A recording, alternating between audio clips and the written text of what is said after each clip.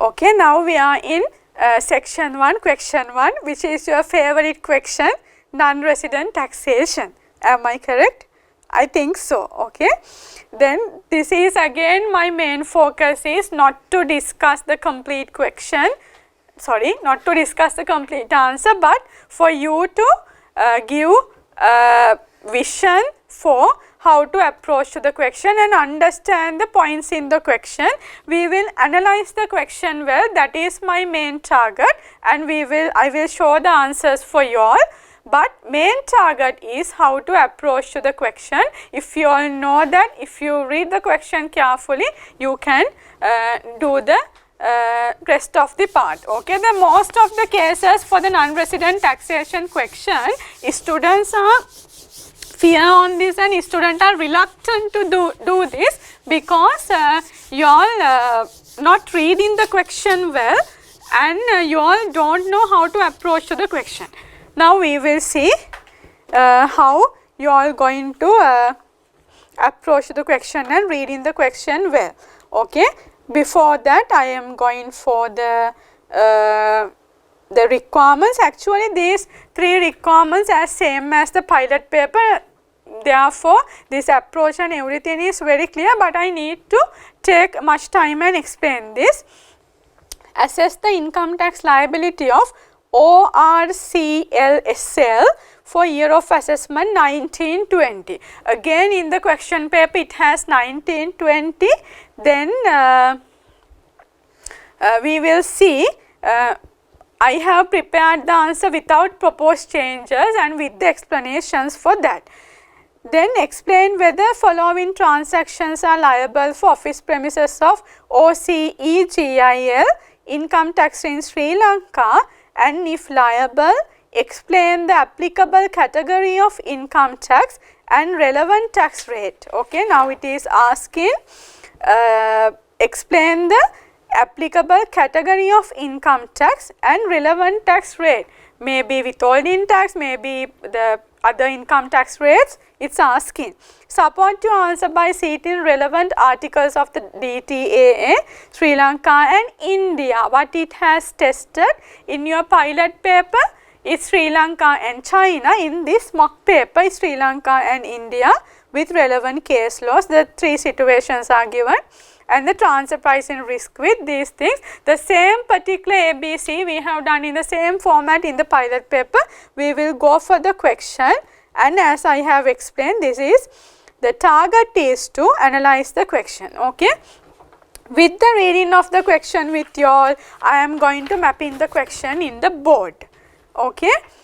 The Orient Consulting and Engineering Global India Limited, OCEGIL. The question is to you. Then I will analyze the question, which is OCEGIL. This is company. Obtain a consultancy service for the feasibility study and design of Colombo Suburban Railway Project, CSRP, in 2017. දැන් මේගොල්ලෝ කවදාද එන්නේ 2017 from the government of Sri Lanka. OCEGIL is in a joint venture with Orient Railroad Systems India Limited. Now this is also Indian company. I have put I for India, and then this OCEGIL has a joint venture with ORSIL. This is again Indian company. I is for India.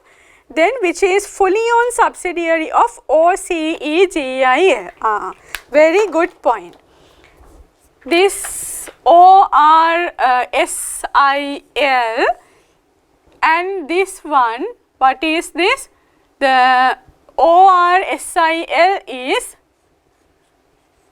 100% owned subsidiary of OCEGIL. Done. Then by looking at this, I am analyzing the question. Please be aware of transfer pricing issues. Exposure to transfer pricing. Next on this, and fully owned subsidiary done. The project has been conducted by OCEGIL through its country in India and branch office established in Sri Lanka with support of ORSIL joint venture. Now what happened? May dennam ekathu vela, they have been established. Now see the wording of establish. To establish mean actually we don't know whether it's registered, incorporated, any information not provided. Then I am using exact word in the paper, established branch office, established branch to do what?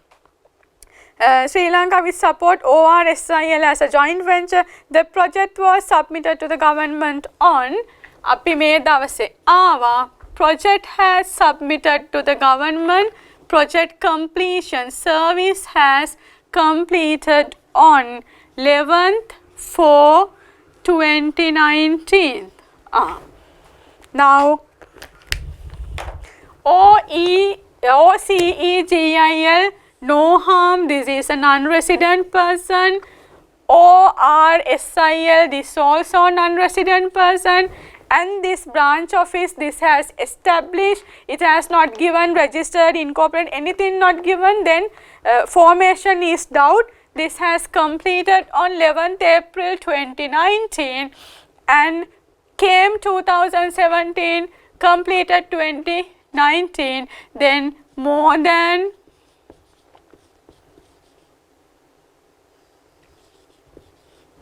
183 days in a 12 months period, in 12 months period they are in Sri Lanka. Then this is SLPE, and as per the Article 5 of Double Taxation Treaty between Sri Lanka and India, also this is a branch is separately given. Okay, this is the first part of the story. Now we will go for the second para. After referring to the project report, the government of Sri Lanka invited OCEGIL to prepare a new report to expedite the completion of Kalani Valley Line, KV line extending project as public-private partnership on BOT basis. OCEGIL formed a branch office of ORSIL in Sri Lanka as Orient Railroad Systems India Limited Sri Lankan branch to undertake KV line project under the new requirement. Now see, this is entire story. This is ends. Make a project bana dila, make a kala, make a sampurna given. This is over. Now there is a new project. Project originally received to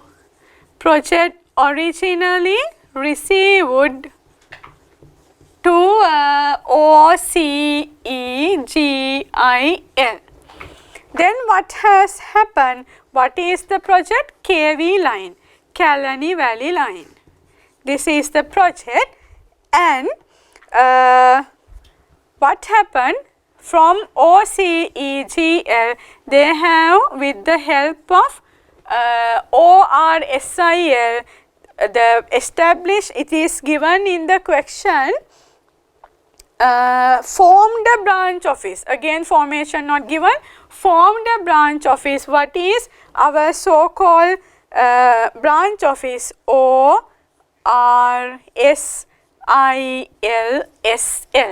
This is our branch office to conduct this Kalani Valley line project. Done. Then third para, the first phase of the project started on 1st June 2019. Days are really important. We will come to the days. In this, I am coming to this part of the board. First phase started on 1st June 2019, the project fees, we will see agreed fees for KV line rupees 500 billion and the business operates on ORSISL have been conducted through the office room allocated to ORSISL in, I am using the short forms, OCE Sri Lanka country office premises in Colombo. Okay, then we will come to this. Fees is rupees 500 billion, sorry for mistake. Then how we are going to conduct the business, conduct our operation. In here we have in space we are using OCEGIL space we are using rent. Okay, then after that Mr. Udaya Kumarasinghe, a well experienced chartered engineer. Now again I need to come to this ORSL is the branch office of ORSIL. Then we are in the space of OCEGIL. Again these are associated persons, therefore transfer pricing exposure is there. Then next one, Udaya Kumara, a well experienced chartered engineer and a permanent employee of OCEGIL, who is one of the subject matter expert, works for the CSPR. That means this project, they have done the project CSPR project. This is one part of the story, this is another part of the story. Then project and from its beginning has been hired by ORSILSL on a secondment basis in KV line project. In addition, now see how we are going to do this. There are more red, I will use blue. Then premises, OCEGIL, staff hired from OCEGIL. Done. It is a chartered engineer. Chartered engineer, OCEGIL as a service they are providing him. In addition to that, Miss Chandani, daughter of Mr. Kumarasinghe, who recently graduated as a civil engineer from Moratuwa University, has been appointed from 1st June 2019 as a CEO of KV Line project. She is the only one permanent employee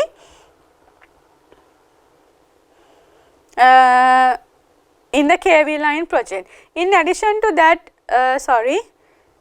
graduated as a civil engineer from Moratuwa University, has been appointed from 1st June 2019 as a chief executive officer of KV line project. She is the only one permanent managerial level employee of ORSILSL. Mr. Nishanta, son of Mr. Kumarasinghe, who completed the advanced level in maths stream in August 2019, has been appointed from 1st September 2019 as project assistant. Now these two transactions, salaries, staff hiring, and there are permanent staff are there. Permanent staff, 2 staff there, their date of appointments are given. The project of KV line project has been completed and submitted to government on 28 January 2020. We have started on these days and completed on 28 January 2020. Now we have to look at is this is permanent establishment in Sri Lanka. How we are going to look at the days are given by the examiner, then we will see the start from the June 30 days, July 31, August 31, September 30th, July, August, September, October 31, November 30th, December 31 and January 31. But 31 we have completed on 28th January. We have completed on 28th January. Number of days 242 if I am not mistaken. This is we have not we yes we my company ORSILSL stay done the project more than 100 and they have stayed in Sri Lanka more than 183 days within 12 months period. Within 12 months period. This is the story. Done. Okay. Now this is a separate company, non-resident person, and here our subject matter ORSILSL for the Kalani Valley project. This also non-resident person. How it becomes a non-resident person? He has made the SLPE in Sri Lanka, and again as per double taxation treaty between Sri Lanka and India, the Article 5, it is the branch office and it is permanent establishment. Then this is non-resident person. This is a branch and this is a permanent establishment. If this is permanent establishment, then how we are going to compute as per Article 7 of the DTAA between Sri Lanka and India, we need to compute what? Compute business income or rather business profit. This is the approach to the question. If you have this bigger picture with you all, then non-resident taxation questions are nothing to you all. Then if you have this picture by analyzing the transaction, it is nothing. Okay. Then in connection with ORSILSL operation, the following further informations are available. We will quickly go through the information, and because you are having this biggest picture, I will discuss the adjustment and the answer with you all very quickly. Then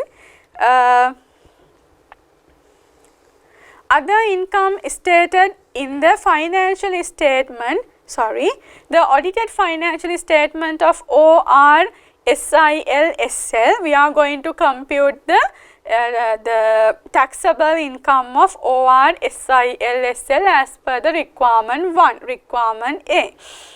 Year ended 31st March 2020 has been prepared and showed at a net loss. There is a net loss of 1.5 million. Then I am going for my Excel version of the answer, non-resident taxation. Now like taxable income, business income and investment income and other explanatory notes are there. Then I am starting from the business income. Orient Consulting and Engineering Global India Limited. Then in that Sri Lanka business operations, in that schedule to the tax computation. Actually the name should be it's ORSI, Orient. This should be changed. We will see that, we will see the name. and we will change it accordingly. This is ORSILSL.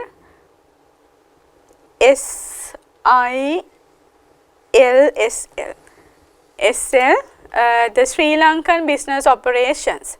In that, the Sri Lankan business operation TIN number and the schedule to tax computation for the year of assessment 1920. Schedule 1, computation of assessable income from business. Net loss 1.5 million. We have considered that. Now again we will go for the paper. In the paper, gross interest income of rupees 3 million received from the deposit made by our company to OBCI Orient Bank Corporation India. In Indian bank we have deposited foreign bank, but the money has incurred earned from Sri Lanka, then it is under section 73, it is sourced in Sri Lanka. The bank also fully owned subsidiary of OCEGIL, then they are by this transaction also, even by analyzing this transaction also, we have highlighted the OBCI and OCEGIL is the associated person.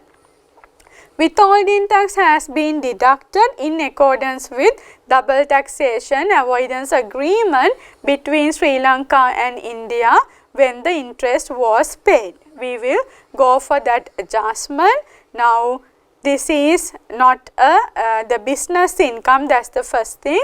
The interest is 3 million. We have to eliminate that interest income first, gross interest income, then investment income under section 7. Under investment income we have to take it separately as interest income, gross interest income from deposit held at OBCI Bank 3000, rupees 3 million as given as the gross interest income in the paper. Therefore, no need to gross up it again. I have taken it from the question as it is. Then we will see what is the treatment as per now it has given as per double taxation treaty, the interest has deducted. Therefore, as per para 2 of the article 11, interest of DTA between Sri Lanka and India, the tax or charge shall not exceed 10% of the gross amount of interest. Okay. Since in the question it has given according to DTA tax has deducted, then 10% already deducted as per para 2 of article 7. Please go through these articles, because these are available in your examination. Okay, then I am again going to taxable income part of it, not for not to miss anything. WST 10% on interest on deposits, 3000 at 10, the 300 I have considered that. That adjustment completely done. We will go for the next adjustment. Dividend income of 5 million received on 31st March 2020 from Lanka Hospital PLC. Again this is investment income, then that investment income we have to eliminate from the business income first. Here 5 million net dividend income consider under investment income under section 7 of the IR Act. Then I am going for investment income and see this note for dividend income. Net dividend income as per para 2 of the article 10, dividends of DTA between Sri Lanka, it's a dividends, DTA between Sri Lanka and India, the tax or charge shall not be shall not exceed 7.5% of the gross amount of the dividend. This is final withholding payment under section 88 subsection 1D. Actually I have not taken proposed changes, but explanation to students. However, with effective from 1st January 2020, as per the paper notice, this PNIT 2020-303, this is not the final withholding payment, and further this is exempted. Under proposed changes, this is exempted, but I have considered this at without the proposed change, since this is from resident person, make a dividend income to non-resident person, then applicable as per DTA applicable the tax rate is 7.5. C. The net dividend is 5 million, WHT at 7.5 is given, gross dividend 5,375,000. I have given it as the more explanative or descriptive on this. And even in the question it has given 31st March 2020, since it's after proposed change, I have put it is assumed that dividend income received before 1st January 2020. For you to explain this very carefully and clearly, I have put 2 notes separately. Okay, that adjustment also done. Then the next adjustment in the question, we will see next adjustment. Roman 2, the following expenses have been deducted in calculating the accounting net profit of the OR SIL operations. The total salary bill of this branch office consists of reimbursement of salary expense of Mr. Udaya Kumarasinghe rupees 8 million with the markup of rupees 2 million to this OCEGIL. Now this transaction, we are the ORSILSL paying the service fee to OCEGIL. There is a service fee transaction as a consultancy, the consultant provided by OCEGIL. We will go that part first on 8 million. In the business income, this is a service income to OCEGL. For us, it is expenditure. C. Reimbursement of salary of Mr. Udaya Kumarasinghe, allowable deduction under section 11. Why? Incurred for the production of income, and this is a service fee between OCEGIL and ORSILSL, or this branch one OCEGIL provided consultancy services to our branch office. Then as per section 73, section 73 is a source principle for the non-resident person. As per section 73 subsection 1J, which is covered the other services, this is a service fee paid to non-resident person. We are non-resident and OCEGIL is non-resident, then paid to non-resident person. Assume that 14% under section 85 subsection 1B. Very clearly given, for the service fee, the withholding tax in Sri Lanka is 14%. Assume that 14% WST has been deducted under section 85 1B. Assume that relevant WST has deducted and remitted, and I need to add one point to this. Even after proposed changes, this has not changed. This is same as it is. Okay, then no adjustment required. This much of explanation for you all, for you to take a good understanding for this adjustment. Then next one, salary expense of 2 employees, 4 million and 1 million, pay and APIT has been properly deducted in above payments where applicable. Now when it comes to advanced personal income tax, also it is under the proposed change. We will go for this answer. Again, these are allowable deductions. Salary expense of Miss Chandani Kumarasinghe, allowable under section 11 and complied with section 10 subsection 2, because if relevant pay has not deducted for the first 9 months period, if the under section 10 subsection 2, it should be disallowable. Then ORSISL properly deducted pay, I have red colored APIT, liability and remitted to IRD. This is an allowable deduction. In actual examination, this explanation to you, allow actual examination testing up to 31st December 2019, therefore not relevancy of APIT. And salary of Mr. Nishanta Kumarasinghe same, no adjustments required. Now we will go for the next adjustment in the paper. Rupees 1 billion paid to OCEGIL as a share of 20% of the total contract value of the first phase of KV line project on a written agreement between OCEGIL and our branch company. Why? Branch office. Why? This is the Kalani Valley project originally received to OCEGIL. It has sub-given to our branch. Then due to that transaction, from our project value of rupees 500 billion, from this 500 billion, we are giving 20%, which is 1 billion to them. Again, this is like a project exhibition fee, like a commission fee we are paying to OCEGIL. Again, this is service fee to a non-resident person, and this is direct cost to us, and this is income to the OCEGIL. Okay, now see the explanation.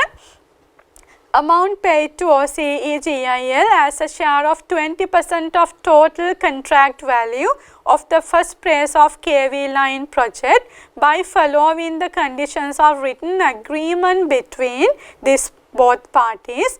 Direct cost to us, then paid amount should be allowed as deduction for us under section 11 of the Act, because under the agreement we have paid it very clearly, and without them we do not have the project, then this is directly relevant for our business. Since this is payment of service fee as per section 73 subsection 1J, source of principal for source of payment for non-resident person, this is a service fee paid to non-resident person. Assume that 14% WHT has been deducted under section 85 1B, deducted and remitted, done. Next part of the paper, royalty payment of rupees 75 million, 15% of the total project value made to ORSIL for using its technology and software by our branch office. Okay. Then here what happened? Royalty. Now you need to analyze these transactions one by one.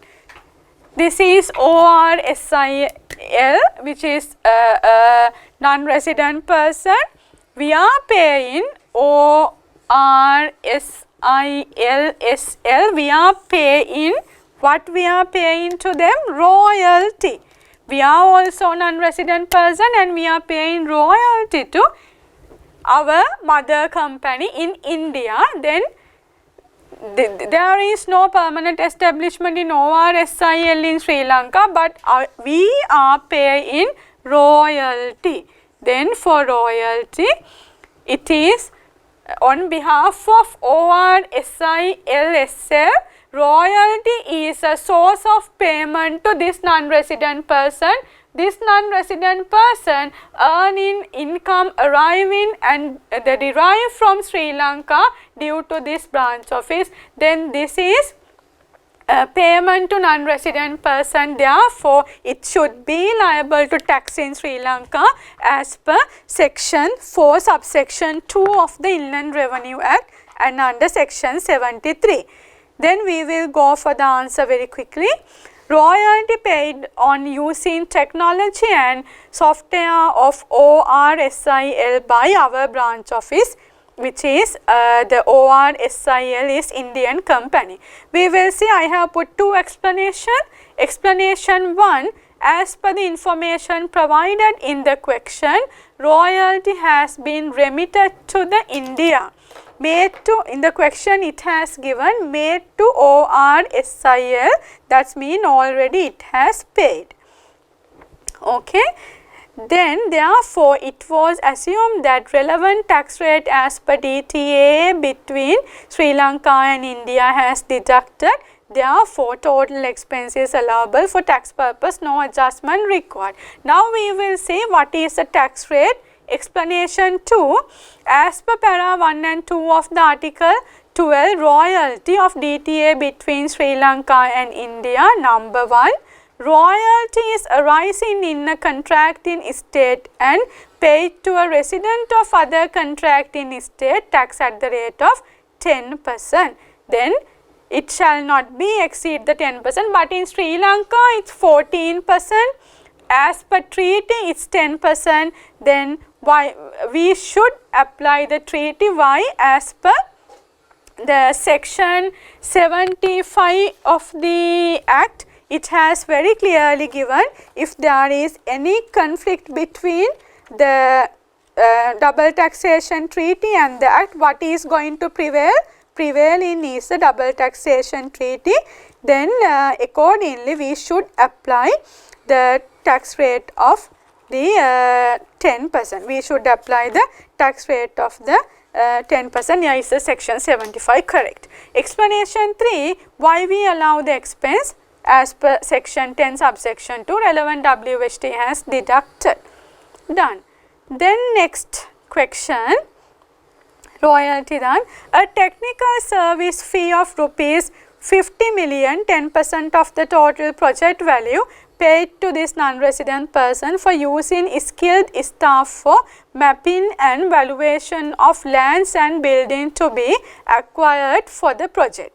Now again technical service fee we have paid to OCEGIL, and for this purpose OCEGIL allocated 5 Indian skilled staff who has been previously worked for the CSRP project up to 11th April 2020. From time to time they came to Sri Lanka as per the KV line project requirements.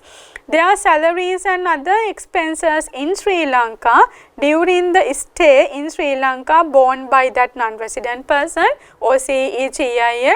The time period is spent by each of them in Sri Lanka not exceed 3 months. Why this kind of thing has given not exceeding 3 months mean they have not in Sri Lanka more than 90 days. Then for the services, if they have exceeds in the to have a SLPE, it should be 90 days, and in the double taxation treaty in Sri Lanka and India it should be 183 days, but it has not complied. Therefore, from this technical service by Indian employees coming to Sri Lanka, there is no any PE, okay. Then directly we need to pay it to the OCEGIL, that Indian company. Okay, now we will go for the answer. Technical service fee paid to OCEGIL India for using skilled staff. Explanation 1. As per the information provided in the question, technical service fee has already remitted to India. The question it has given paid to OCEGIL. Therefore, it was assumed that relevant tax rate as per the DTAA has deducted. Therefore, total expense is allowable. What is the tax rate? It's as given in the royalty the article. It's a Indian treaty. Article 12 is goes to the royalty and fees for the technical service fee both. Then same thing is there. Okay. Then next part of the question, rent.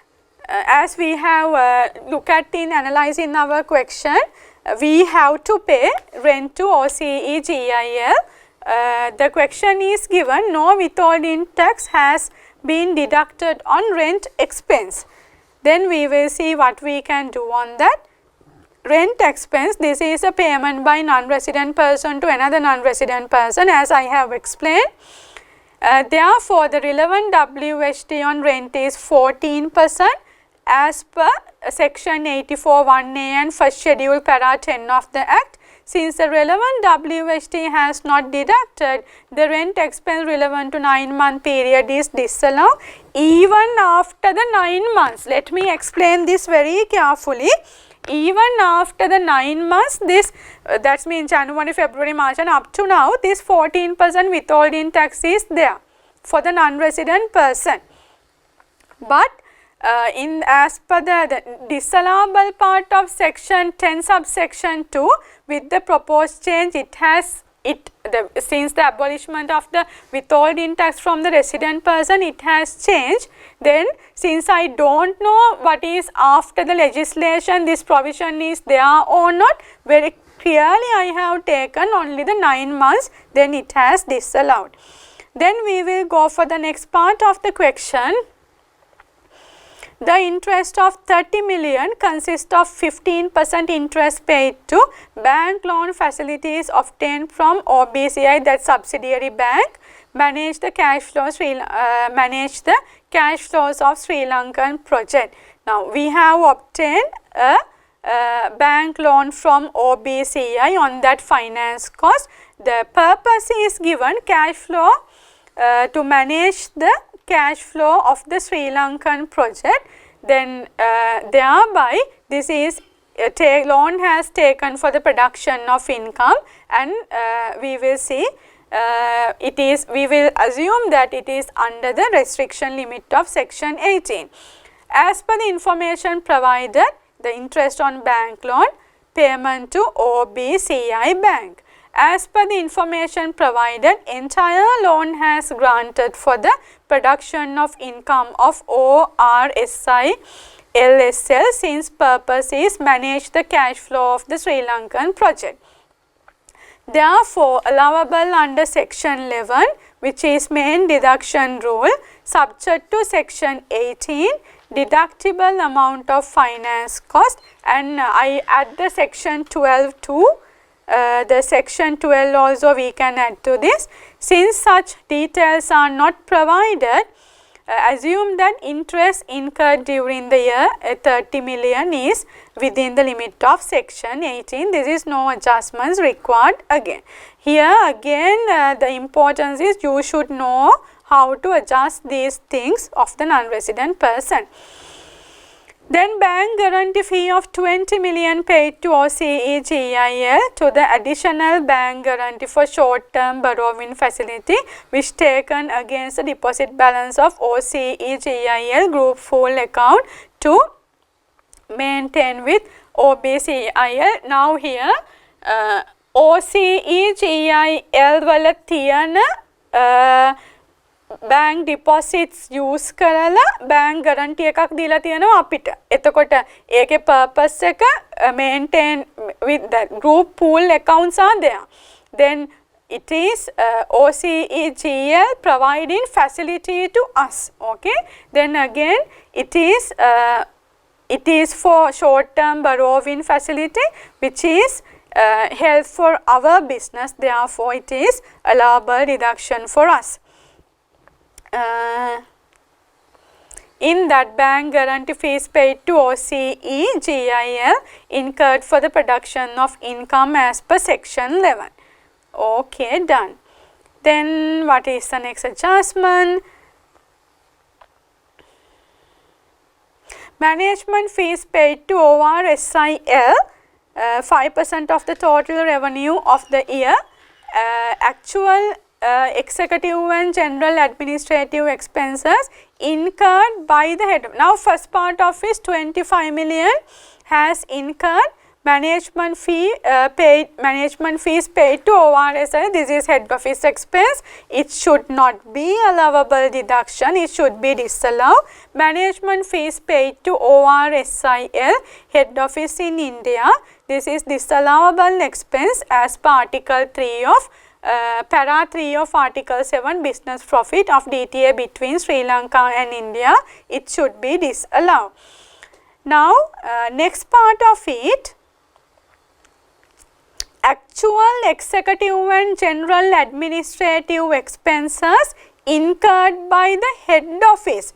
දැන් මෙතන කියන්නේ ළමයි head office එක ඉන්ක කරලා තියෙනවා අපේ expenses. Head office of the executive and general administrative expenses incurred by the head office of the ORSIL group in India on behalf of Sri Lankan project. අපි වෙනුවෙන් head office එක වියදමක් දරලා. This is not we have incurred expense on head office. Head office has incurred our expenses, which it should have been our expenses, but head office has incurred. Therefore, this is actually incurred expenditure. This is allowable deduction. Don't misunderstand this as a head office expense. That's why I have put section 79, this note also, what is the head office expense. This is not a head office expense. Head office has incurred our expense. Then it is allowable deduction. I assume that since the head office has incurred our expense, this has not accounted in our accounts, then I have take it as allowable deduction. The loss of 1.5 million has taken without deducting this amount. Actual general and administrative expenses incurred by head office ORSIL India on behalf of the project in Sri Lanka. This is assumed that this is reimbursement of actual expense. The para 3 of article 7 business profit, and it was assumed that this expense has not recorded in the books of branch office since it has incurred by the head office, therefore need to record as allowable deduction. Full explanation has given. Okay. Then the last adjustment for the calculation, one of the good question and with the heavy explanations. What happened, this is the thing, okay. The donation to improvement of Padukka railway station to Ministry of Transport and Civil Aviation, rupees 5 million. The acceptance letter has received and no self-assessment paid. The other transactions treated as complying with provisions of Inland Revenue Act. All the adjustment considered other than donation. We will go for the donation adjustment straight away. Donation disallowed. Donation to improvement of Padukka railway disallowable since not incurred for the production of income. And this should be, since this is donation to government, this is the qualifying donation. I am going to straight away that less qualifying payments under assessable income, in that I have put that 5,000. All the adjustment done, one of the heavy question. I am also a little tired, but it's completed.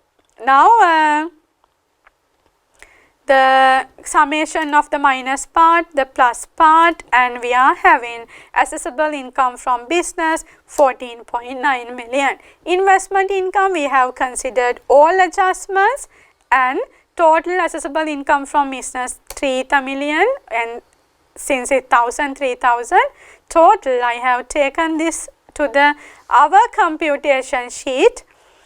Business income 14.9, investment income 3 million, and total assessable income is no other income 17.9, and 5,000 qualifying payment has to deduct. It's a donation to sorry, it's not the, it's to the Padukka, donation to government.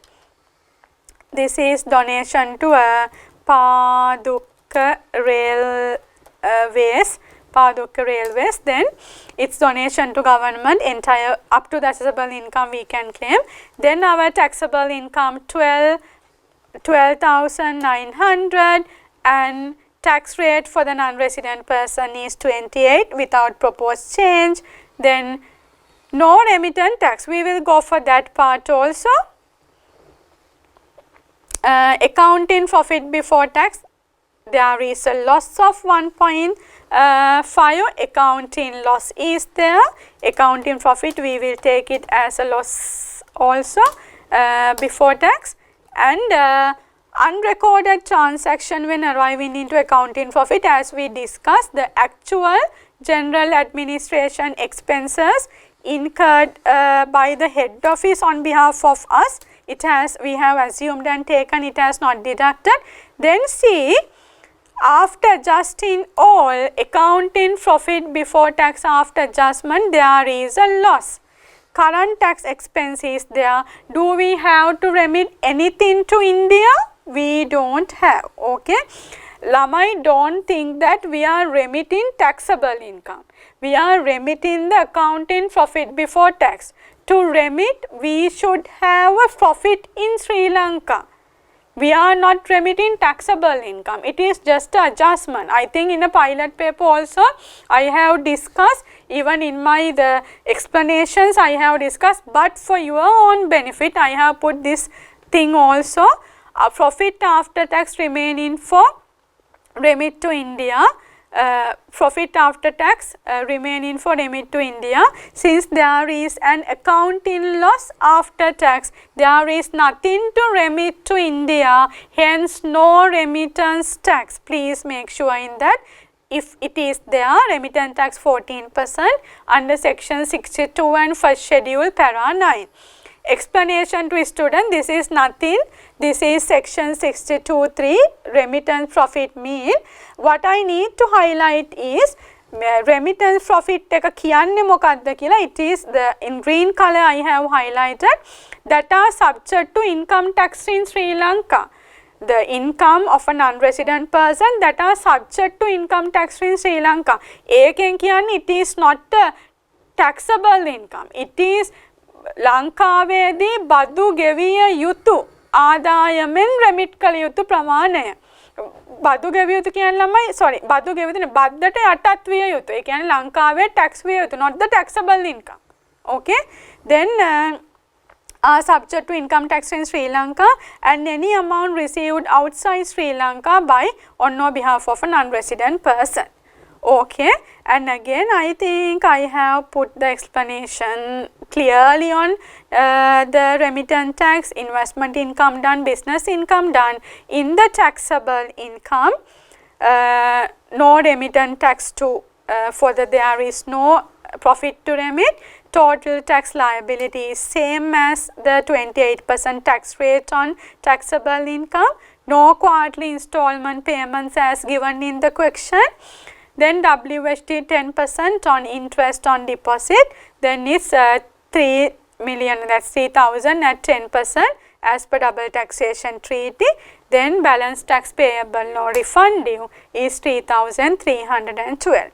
Then explanatory note, however, with effective from 1st January 2020 as per proposed change, for the second 3 months it is 24%, but for you it is not applicable, but in the question paper proposed changes are included. I thought without confusing you all, explaining all these nitty-gritties are very much helpful for your examination. Okay, now we will go for the next, the writing part. I am not much taken time on the writing part of this, because with the explanation of the question I have discussed all these things. Okay, then section 1 question 1 part B, explain whether the following transactions are liable for office premises of OCEGIL income tax in Sri Lanka. If liable, explain the applicable category of income tax rate. Support your answer with the treaty and the case law. Now all these transactions we have discussed. The transactions between OCEGIL and ORSIL-SL. Here there are the 5 transactions. We have discussed all these things. Then I am directly go for the answer. Payment of share of 20%, rent, reimbursement of salary, bank guarantee and technical service fee.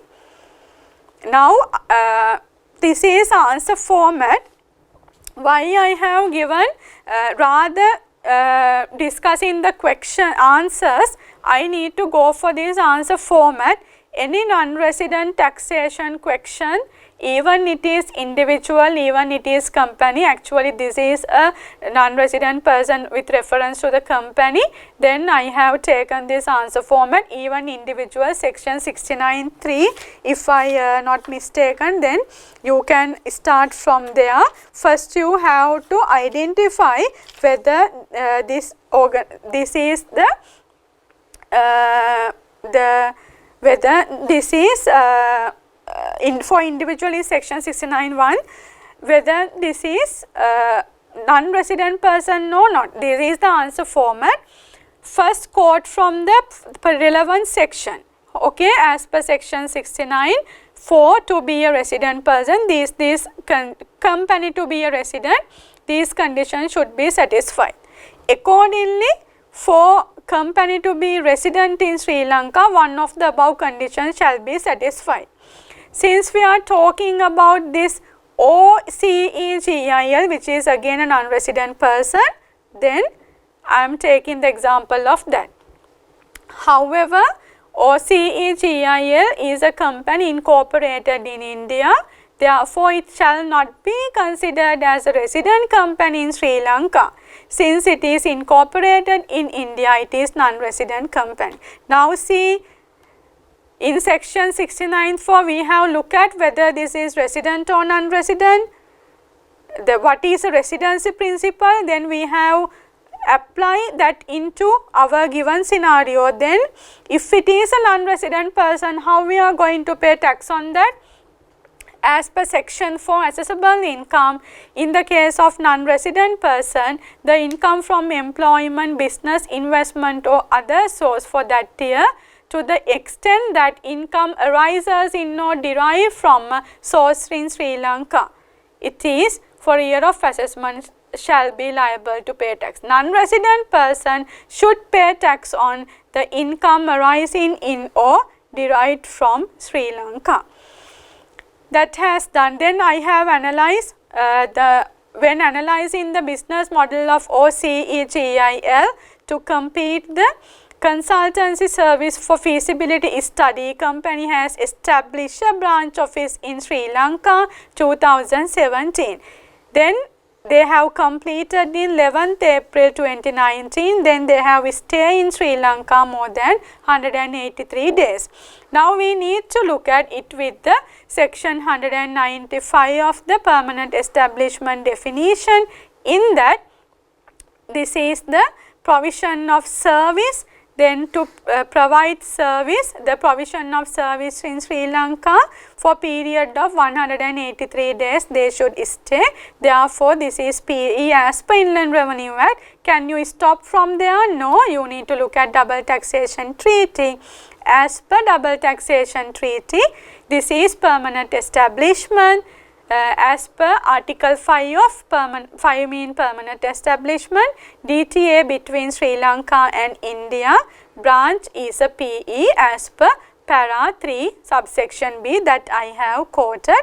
Accordingly, branch office of OCEGIL Sri Lanka shall be liable to pay tax in Sri Lanka to the extent that income attributable to that branch office. Okay, even that it is non-resident person, we shall pay since being a non-resident person, we shall apply all these provisions. This is the answer format from Inland Revenue Act and identify PE and application of double taxation treaty. Okay, this is the transaction, but since with the payment, the payments and the question calculation part, since I have discussed all of these things, I am not going to discuss the entire answers again, since I have discussed these answers very clearly. Therefore, I am not going to discuss these answers again and again. All the explanation are in the tax calculation part of it. Then don't angry with me, these all are discussed and all the answers also there. Then you can fuse the video and you can see the answers for your reference. I am going slowly for all the answers. Don't worry Puta, all these everything I have discussed with the calculation, taking a much and more time. Done. Okay. Then the part C of the answer, I am going to this again. This is a transfer pricing adjustment, and for the transfer pricing, you know, the Gazette notification section 77 and section 76 are really important. This as what we discussed in the pilot paper also. Then identify the transaction which are having transfer pricing risk, which minimize the income tax payment by OCE GIL group. Now when looking at this analysis, you can see this and this associate person, this and this associate person, and that bank is associate person with all of this group. Okay.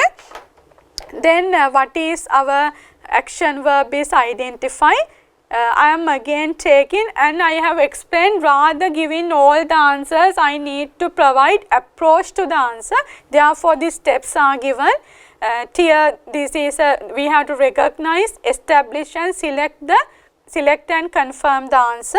How to answer? First you have to recognize any transfer pricing question.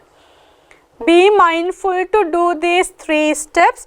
Identify the transaction which are having transfer pricing impact. Ek identify karaganna thulamai kisima deyak liyanna ba. You should identify the transaction. Second one, it is non-resident person. This is actually, it should be OCIGIL. This is OCEGIL, which is long name. The associated undertaking, we need to identify that. Justify the position with valid argument. This 7 marks, 12.6 minutes are there. Then these are the 2 provisions. I will discuss only one part of the answer for your preference. Okay. Then first part of this, under section 76, profit and income or loss from international transaction between associate. Any income, gains and profit arising in, derive or accruing from, or any loss incurred by any person in Sri Lanka engaged in any international transaction. These are not the domestic transaction, Puta. These are international transactions entered into with associated enterprises shall be ascertained having regard to arm's length. That is the core, it should be arm's length. And since ORSIL SL is a branch office of ORSIL and also an associate of OCEGIL holding company, group can reduce income tax liability in Sri Lanka by applying non-arm's length price by any transaction between associate. This is the identification of the position to transfer pricing exposure. This para we have identified years we are associated. Then following transactions entered in OCEGIL group with its associate undertaking. Then royalty payment. Now I will discuss this answer with you, and the rest of answers same in the same manner and the same format. Okay. Royalty payment of rupees 75 million. Since this, as explained in above, ORSIL SL is a branch of ORSIL India and also an associate of OCEGIL holding company, group can reduce the income tax liability in Sri Lanka by applying non-arm's length price for any transaction between associates. In this scenario, ORSIL SL has made material amount of payment as royalty to India. There is high transfer pricing risk in royalty payment since such amount has been paid only for using of technical know-how other than providing any service in Sri Lanka. Just this the Indian company has provided us the technical know-how. For paying a technical know-how, to provide in a technical know-how, we are paying 75 million. Our project is 500 billion. In that, the 15% we are paying, then it is highly material. Then why we are paying like this? Then this 75 million is relevant tax as deducted. Therefore, this is allowable deduction in your non-resident taxation computation. Therefore, if it is a lesser amount, we should pay tax in Sri Lanka at 28%. Since it is a royalty, then we are only paying 10% as per the treaty. Now there is a tax gap of 18%. The group has saved 18% by paying 15% of the project value to a another non-resident person. That's the implication. The if, now we don't know, then we put the if ORSIL charge any excess amount as royalty from ORSIL only liable for payment of 10% of income tax as per the Article 12(2) of DTA between Sri Lanka and India. Then charging excessive higher amount as the royalty by ORSIL, as a group they can save 18%, 10 minus 28. For OCEGIL group, because income tax rate applicable for the ORSI, which the Sri Lankan branch office, is 28%. Okay. This is first para, identify the exposure and apply the transaction to check whether they can do the non-arm's length pricing. Okay. Likewise part 2 also the same. We have done this in the calculation section. Then I have taken that same thing as the transfer pricing exposure on technical service fee. Again, as royalty, it's 50 million, 10% of the project value, higher amount they can, with having a non-arm's length, the transaction, they can reduce the tax burden and interest expense, and also it is 15%, we don't know is a market value or not, because bank also a subsidiary on that. This is the answer for the third one. You can read the answer. And the bank guarantee fee, this is also the bank guarantee is 20 million. Are we supposed to pay this much of amount? Then it is also seems to be non-arm's length as per the materiality of the amount. This is the answer for that. Okay, now fourth one, third one, second one, and the first answer. And for the non-resident taxation, all the writing part we have discussed. I think yes, I think you all not angry with me by not dictating all the answers one by one, but I have given the answer format. This is essential and critical, and I have analyzed the question very carefully for you all, and I am expecting you to do same thing in your examination. Then you all win the examination. And okay, this is end of the mock paper discussion. I think it is a good discussion for all of you all. Let me take 5 minutes for the benefit of you all. Then after, I think after December 2019 exams, all of you are doing a chartered exam. After 1 year period, we had a bad time, yes, but you had a good period to study about the syllabus areas as well as study about the life. Okay, then you all extend a 11 months period of this year. Then the exam, for the exam 2 weeks, I think 1 week ahead, please take your maximum effort on this. Take your hard working commitment for this, the rest of the period, to pass the exam. That is essential thing, essential target in your life, and this is online facility is one of the benefit provided to the students from the CA Sri Lanka, then take the maximum benefit out of this. Okay, then it is one side of it. If you did this good manner, your heart, with your hard work in commitment and the encouragement, all of you all can pass the examination. All of you all know my wish is to all the students to pass the exam and be a chartered accountant in near future. And I am again telling, the 15 minutes reading time, please take the maximum benefit on that. Don't be panic at the paper since this is online, current either mono. Don't think like that. Anything happen, you continuously think and type. Read, think and type. Read, think and type. That's the only thing you can do, nothing. You shall pass the examination. This is your life. You shall pass the examination. Extremely, it's your duty to pass the examination. Don't think that in the February there is exam, no, then I can sit. Don't do that.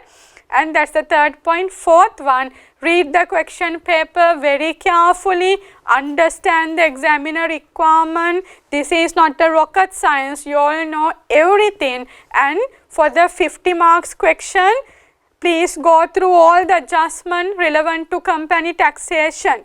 Go through pre-scene, read it, read it, read it. It is your pre-scene. It is your company, the actual pre-scene, no? It is your company for your examination. And all the adjustment starting from section 10 to section 19 and finance leasing and the bad debt write-off and then case law provisions essential. My mouth is repeating these things. My case law provisions essential, transfer pricing essential. Please do, and the tax planning and advising with all these relevant adjustment, these are testable. And the capital allowances, repair and improvement section 18, these are section 18 finance cost restriction. Again I am highlighting core areas. Please go through very much and be prepared, well prepared for examination.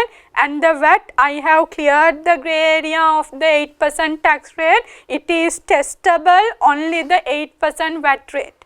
Then non-resident taxation, we have analyzed the entire question and we have the, I need you to take the approach to the question, that only. Okay, we have done the entire mock paper, entire discussion done, answer formats discussed. I think this was very helpful for you all. And my dear students, again I am wishing all of you all to pass the examination and be a chartered accountants in very near future. And also I think this mock exam, the paper discussion is very much helpful to you all. And thirdly, actually I should attend my gratitude to the CA Sri Lanka and selecting me as a resource person to discuss this mock paper. Okay, then be safe, wish all the very best to all of you all, and thank you very much.